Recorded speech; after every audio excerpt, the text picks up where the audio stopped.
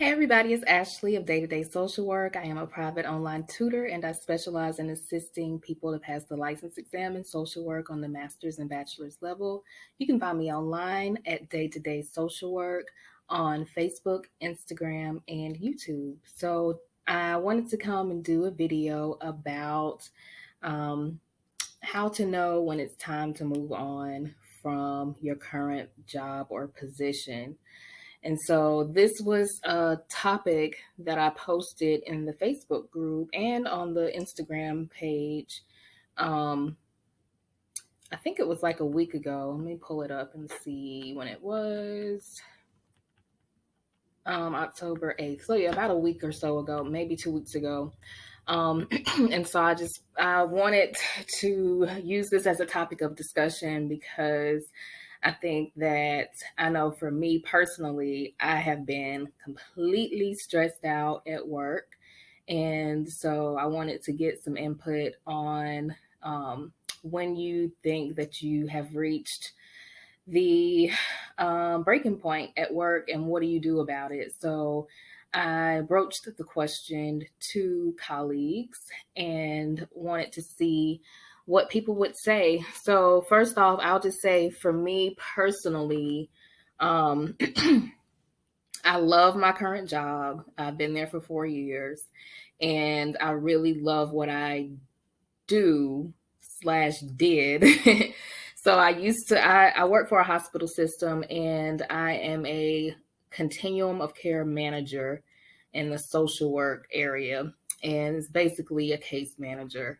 And when I first started on this job, I worked with adults with chronic medical conditions such as congestive heart failure, diabetes, uh, um, high blood pressure, pneumonia, and those kind of things. And so really that part of the job was just helping patients apply for patient assistance programs to be able to afford their medications, going to trainings, learning about the elderly population, Medicare and those kind of things, and Medicaid. And just helping with resources like applying for Medicaid and Medicare, housing, food, and that kind of thing. So there was an opportunity for me to work primarily with pediatric patients. And so all of my experience before then was working with families, and I enjoy working with families. And so none of the other social workers really cared to work with the kids. And so I was happy to do it. So basically, for the last 4 years, I've been working with oh, it's the car's alarm going off. I thought it was my phone. But anyway, so basically for the last 4 years, I've been working with children with type 1 diabetes and other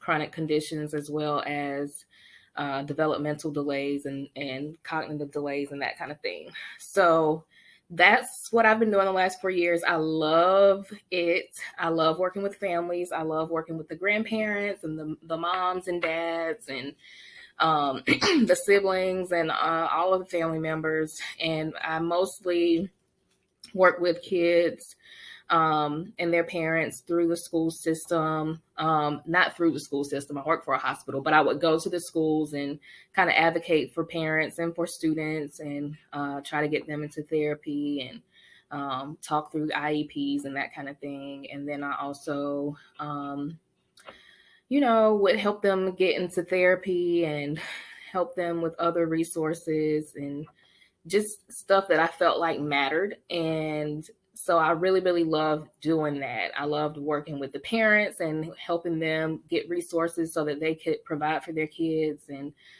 just talking to and building rapport with the parents, because I would follow some of the patients for a year or 2 years. And so just building a relationship with the family and helping these teenagers mostly through school and through some of the challenges they faced at home.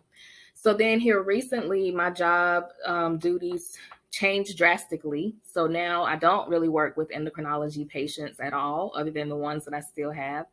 And now I just really help with referrals. So a provider will send me a referral, and it's normally just stuff like asking the patient if they followed up with food resources they were given at a doctor's visit, not the patient, but the parent, or making sure that they know about transportation through Medicaid, or making sure they get into therapy, their child gets into therapy. So not all of it is just giving a resource and then doing nothing else, but a good percentage of it is. And so I kind of did not like that my job duties switched so drastically, because I like being more hands-on and involved and able to build a lasting relationship with the family. But now it's not that. It's just calling people, making sure that they followed up, kind of like hand holding, which we know as social workers we don't do. It's all about self-determination. So if you give a patient or client a resource, and if they want to utilize it, they can and they will. And if they don't, then they just don't. And I know that some patients or clients need a little extra help and a little extra push. And that's what we're here for those who can't do things for themselves and who aren't cognitively developed or able to advocate for themselves or for their children. And so that kind of thing I'm definitely down for. But a majority of what I do now is just calling people to make sure that they followed up on a resource they were given. So I really don't feel like I'm being utilized to my fullest potential. And so, but it's something that I can do, and it's doable. But so whereas I used to work primarily with one person, now I work with multiple people, and I get multiple referrals every day. And some days, maybe not as many as others, but most of the time I've been getting a lot of referrals. And that's fine, because we're social workers. We know that some people have very high caseloads, other people don't. And so it's not even about the referrals for me. It's about the everything coming together. So we have deadlines and timelines of when to reach out to patients. And then if they don't answer their phone, we have to follow up with them within another certain amount of times, days rather, for a certain number of times, and then send a letter out and then wait for them to call. And so while all of these things are going on, and maybe some days nobody answers the phone, but then there's a day where all 5 people you called call you back, and then they need something more than what you initially were calling them for. And you find that out when you do an assessment. So all of these referrals, maybe 8 referrals a day on average. Well, maybe not on average, maybe about 4 to 5 referrals on average each day, on top of patients that I've already continued to have from my previous assignments. And then people calling randomly needing stuff. And I'm on call as well throughout the day for doctors who can just call me up if they need something. And I have to immediately stop what I'm doing and assist with that. And then, you know, as well as those outlier calls where people just randomly call you needing help with something or wanting to talk and that kind of thing. And so, you know, that's normal. But everything like started piling up, building up, because we had this whole change in everything. And so I had a complete literal breakdown one day, like 2 weeks ago. And I've been stressed and overwhelmed, and I've been burnt out at a job before, but never have I ever cried like back to back 3 times. And I'm sitting here wondering, like, why am I crying? Why am I crying? And it was like laughable to me, because I'm like, am I actually really crying? And it was like an automatic response, I guess, to like the stress. And then there were a couple events that kind of triggered it too. And so it was just not good. And I was like, okay, I know I need a break, because I've never had a literal breakdown before from being overwhelmed with work.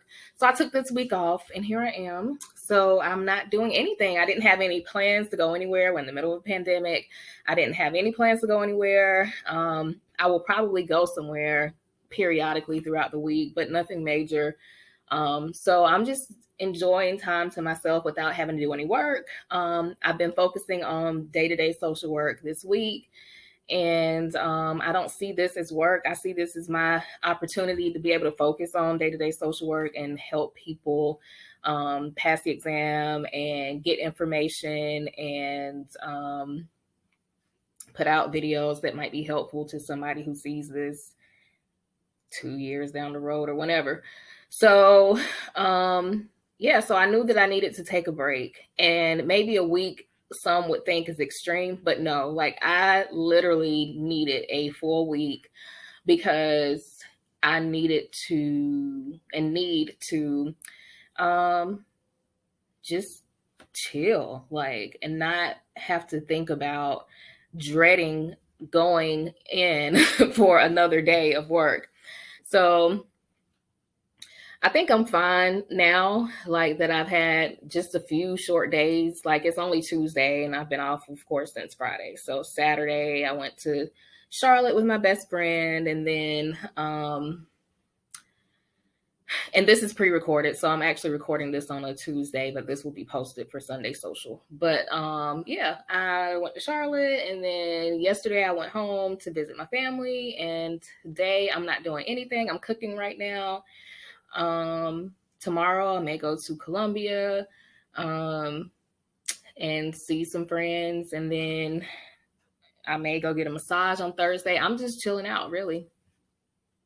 And I knew my breaking point, and I knew that also the whole thing about empathy, you know, I started to get a little irritated with the referrals I was getting, and just like wondering, why do I need to call this person? Why can't they just do whatever, you know? And so I don't like being like that. And that's when I know that I'm burnt out too, is when I start not having that same empathy and compassion for clients and families and stuff like that. And I don't like that. So I knew it was time for me to step away, because I mean, once I get on the phone with a family, I definitely know how to be professional and not let it rub off on them. But like when I get the actual referral on my screen, I'll see it and I'm like, oh, why do I have to call this person to see if they applied for food stamps? If they want to apply for it, they will, you know.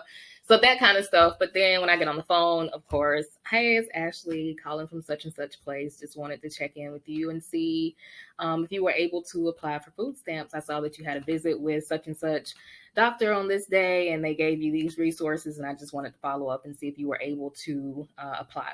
You know, something really minor like that. You know, and then once I start talking to the actual patient, I'm better, because I'm like, okay, I'm helping somebody. But I think that I miss building rapport with families and being involved on a bi-weekly or monthly basis, and just getting to be helpful on a longer term basis. So, you know, everybody has to adjust to change. So I get it, and I'm used to change at other jobs and stuff like that. But, you know, the question that I had, though, was how do you know when it's time for you to move on? So my immediate thought during that time when I had the breakdown was, okay, I got to move on. You know, it was very, I guess it was impulsive and an irrational thought in the moment, because that's what you feel. Like you feel so overwhelmed. It's like, I can't do this anymore.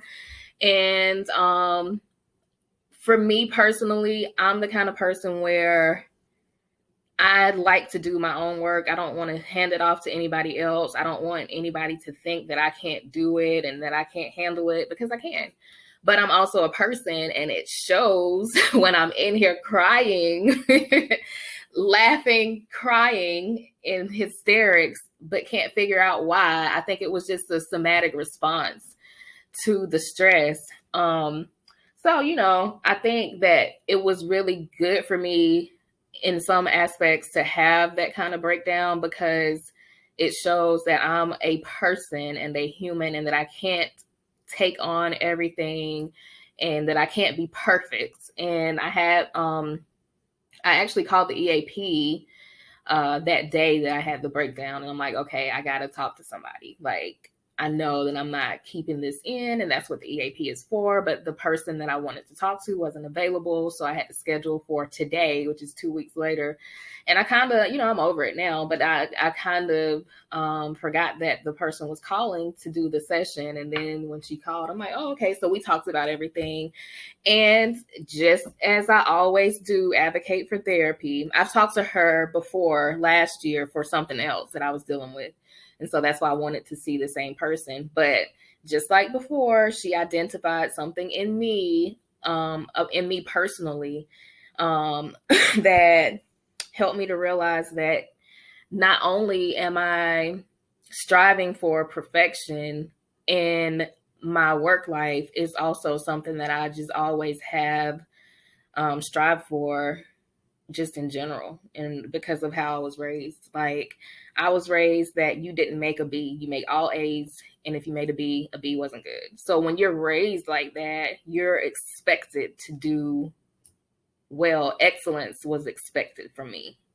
And so I think it's good in some ways, but also it kind of manifests in a bad way when that kind of spills over into your adulthood and other areas of your life. So she kind of told me, like, I was telling her that I didn't want to necessarily ask for help, and that I thought that people would just offer help to me when it seemed necessary, and it didn't happen like that necessarily. Although I have a very supportive team of colleagues and a great supervisor, there were just two things that happened during that time that just triggered, I think, my overwhelm.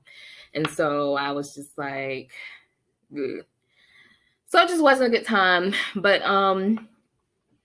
yeah, so she helped me realize that boundaries is something that I need to work on personally as a person, and that if I'm not equipped to do something in the moment, that I should ask for help, and that I should blatantly ask for help and not passively ask for help, if that makes sense. So yeah. So I love my job. I love the company I work for. I've never had any issues. It's a great work environment. We work remotely. My team that I work with is great. We're all professional. We're all supportive of one another. Again, like I said, my supervisor is great.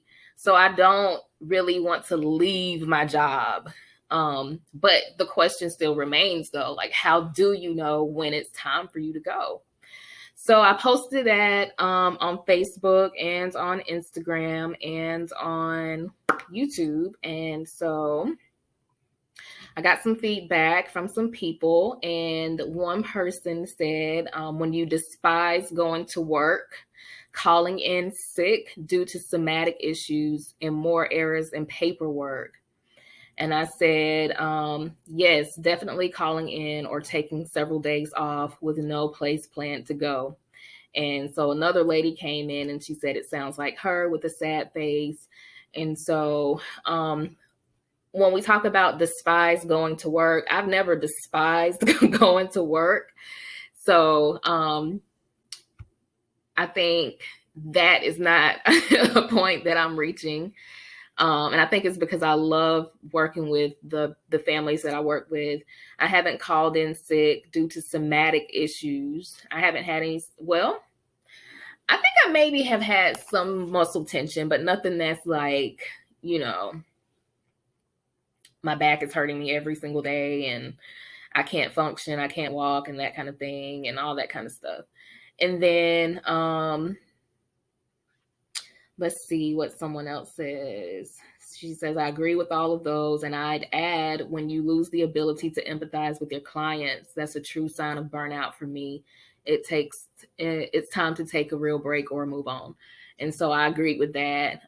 That's a sign of burnout for me too, is when I'm just like losing empathy and compassion for people in their situations. And I definitely saw that. So I knew that I needed this break so I could regroup and refresh.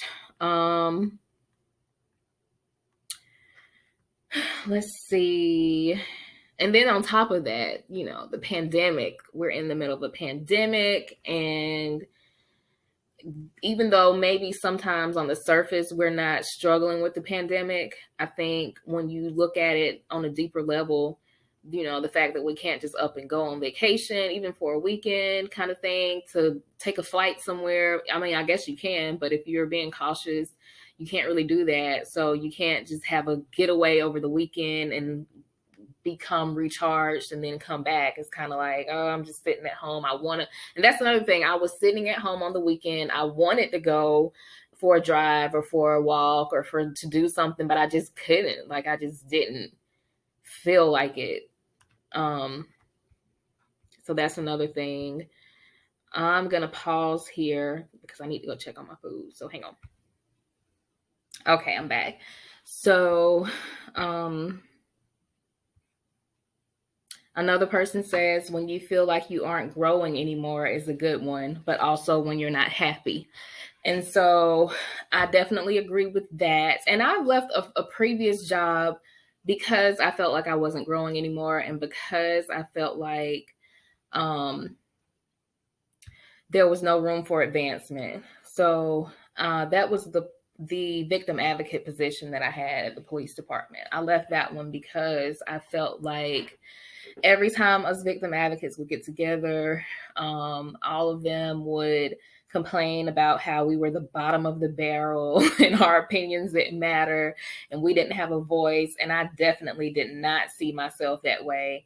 And that was not like a one stop for me. That was not going to be like the end of my career. And I think for some of them that was. And so that really just motivated me to leave, because I don't like getting in groups and talking about negative stuff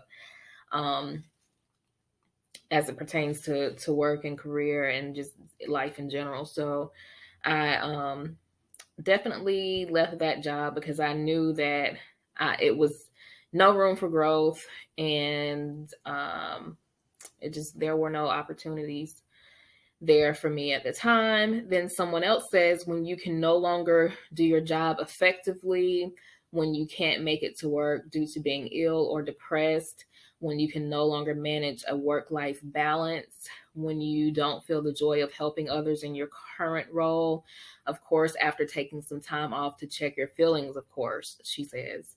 She says, for me, it's when I start having nightmares about my job and doing harm to others. Harm doesn't always mean physical for me. It's always verbally, and that is out of character for me.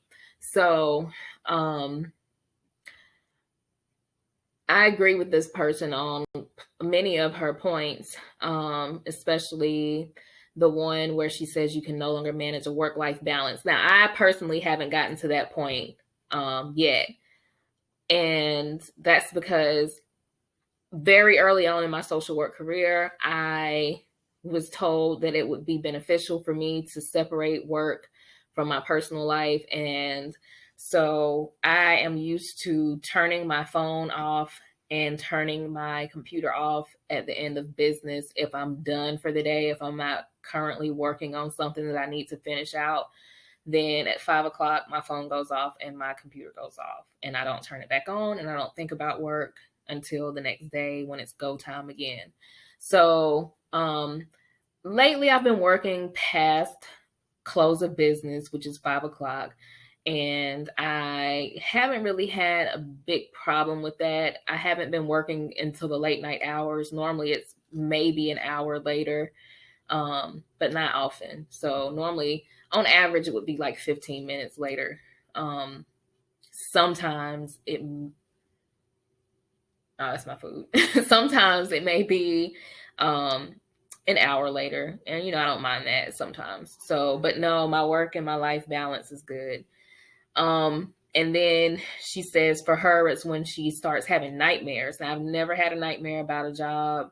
And she says about doing harm to others, and she further explained that she didn't mean physical harm, but for her it meant verbally, and that's out of character for her. So that's another one. And then someone says, when you don't like going in anymore, when you can't stand coworkers anymore, when there is nowhere to go from your current position, when you just don't like going into the building anymore. They said that they were like that in April, and they were working per diem and lost their job in April when they closed their unit down, and it couldn't have come at a better time, this person says. They were there for 9 years, always doing everybody else's job, but it wasn't good enough for a full-time position. But she wasn't good enough for a full-time position. There was no moving up either. There was favoritism, etc. So it sounds like she had a lot going on at that job. I love my coworkers. I love my manager. Nobody's perfect. We all do things at some point, I'm sure, to get on each other's nerves slightly. But we are a very great team. We work well together, even though we work remotely. Like, I'm closer to my colleagues at work on this job than I have been to some colleagues that I actually worked on site with. So, this other person says when you no longer experience joy and pleasure in your work.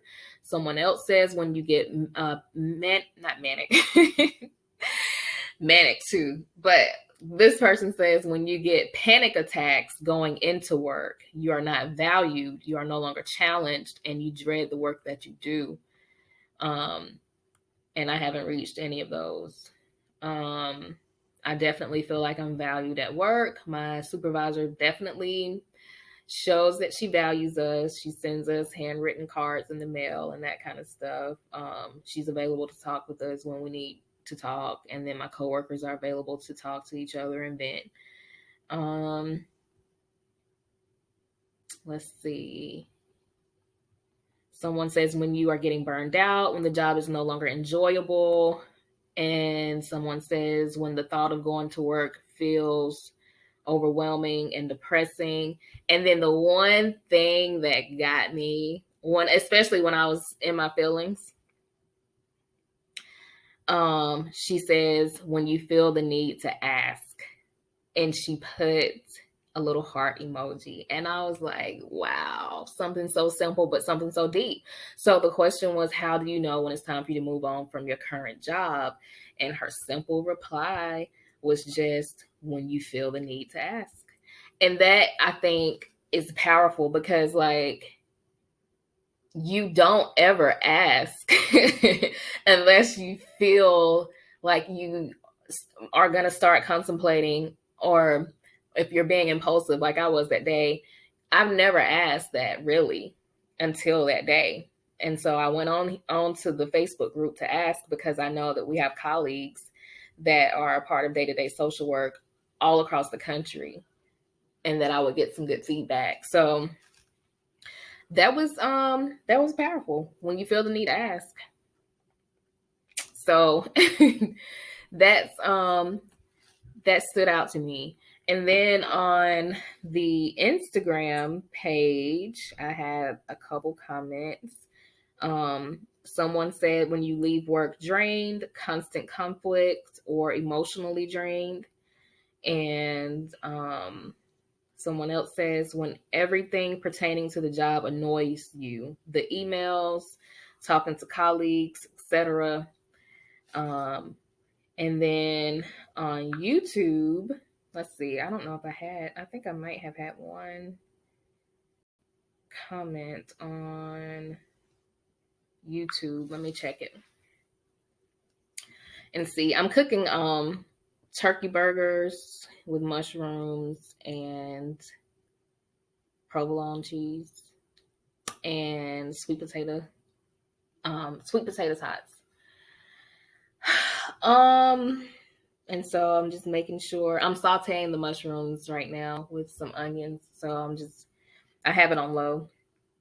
But anyway, I have it on low, but I keep hearing something sizzle over there. So that's why I keep looking over there. But anyway, let's see where. Nope. I think I had something on Facebook, not Facebook, but on YouTube. Yes, I did. Here it is. Someone said, when you have accomplished everything you need to do on that job, the work keeps expanding, but the money is not. A dead end is what I call it, she says. So yeah, that's another one I think that I definitely agree with. But yeah, so I think that now that I've had just these couple of days of a break, I feel a lot better. I talked to the EAP counselor, and I've been, of course, talking to my friends and stuff and my family a little bit. So I think I'm good. And I'm glad that I took a break. And I hope that, I think most of us know the answer to the question. Just like the lady said, when you have to ask, that's when you know. So I hope that, that you aren't getting stressed out like I did, that you haven't had the breakdown that I had, and that if you do get to that point, that you are able to take some time off and indulge in some self-care and do something that is for yourself, and reach out to somebody if it's too overwhelming. Um, you know, a lot of us love our jobs, and a lot of our employers love the work that we do. And if it comes down to it, though, you will be replaced if you leave. If something happens to you health wise and you can't work anymore, some jobs will work with you with disability and leave and all that kind of stuff. But at the end of the day, your position will be filled if you were to leave or something happened to you. So, as always, make sure you take care of yourself first, and make sure that you, if you feel like you are not being productive, or if you feel like you don't have the compassion for the people or for the work that you do, take a break. Take a break and reevaluate things. Like the lady said in one of the other comments, she said, take a break first and then reevaluate and see where you are. And so, that's where I am now. So I still have Wednesday, Thursday, Friday, Saturday, Sunday off. So I think I'll be refreshed and ready to get back to it. And I don't really plan on leaving this job. I never planned on leaving the job. I don't have an end date in mind of when I would want to leave my job. Because I love it. I've loved it for the last 4 years. And I'll be hopefully getting my independent license soon, and I can go into private practice and do some therapy part-time. But I just had no intention of leaving my job anytime soon. So I think once I go back, the EAP counselor gave me some insight and just a neutral opinion about the situation after I talked with her.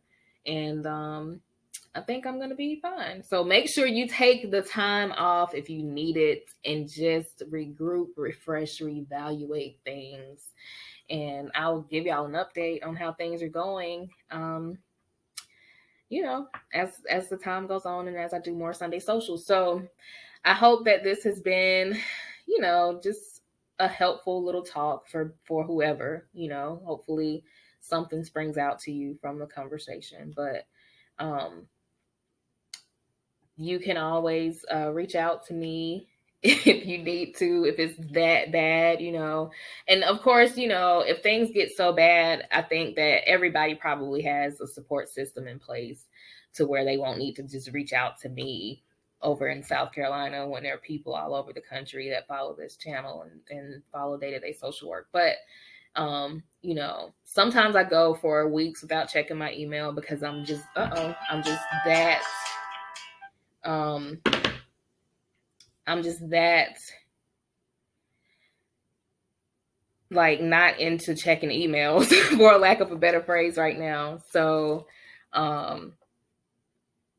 excuse me if that happens. So, but yeah, I check my emails pretty regularly until I get into that little funk where I don't, but that's not very often. So if you need to reach out to your EAP, reach out to your therapist, and reach out to your colleagues and your family and your friends, and get help if you really get to that point where you're just, because it's not just work stress, it's other things that could be stressing you out in addition to work that are personal life stressors. So if those are things that are happening in addition to your work stress and you really need help, then go and get the help that you need. There's nothing wrong with it. And, just always ask for help when you need it. So I won't start blabbling on as I sometimes do. So I'm going to end this here. And, if you have any additional points that you want to make in the comment section about how when it's time to move on from your job, or when it's time to start considering that, or some alternate things that you can do when you start feeling that way, then leave them in the comment section. Please like the video if it was helpful for you. Share the video if you think it could help someone else. And subscribe to the YouTube channel. Please make sure to subscribe, because it's helpful to subscribe to the channel, especially if you are a social worker or someone who's studying to become a social worker, because this channel has a lot of content on it to help you prepare for the exam and for just a career in social work in general. So until next time, I will see you all later.